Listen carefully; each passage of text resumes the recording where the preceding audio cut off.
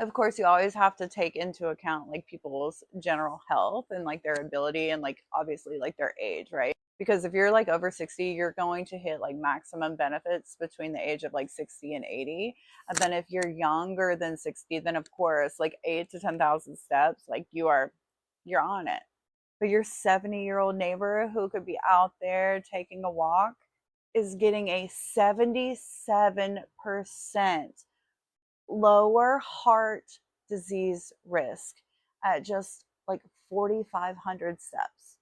So the real reason why all these fitness, targets fail people is because you just give up. There was actually one study, right, who followed middle-aged adults for 11 years. Those that were hitting anywhere from 7,000 to 10,000 steps a day had like a 50 to 70% chance of a lower death risk. But when they would get beyond 10,000 steps, guess what? No benefit. They literally did all that extra effort for nothing. And, for the average person, like if you're walking an extra 3,000 steps, I mean, that's an extra maybe, I don't know, half hour, 45 minutes out of your day. So, what does this mean for you? Just 2,500 steps a day will bring you real health benefits. Push it up to 4,000 and you are at serious protection territory.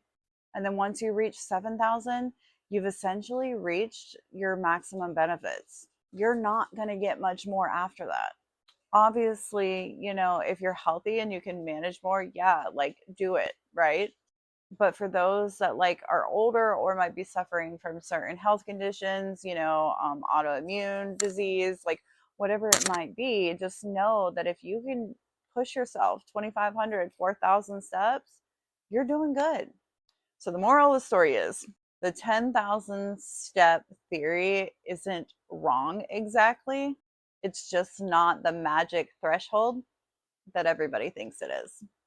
What started as a Japanese company's clever marketing campaign became one of our most useful health tools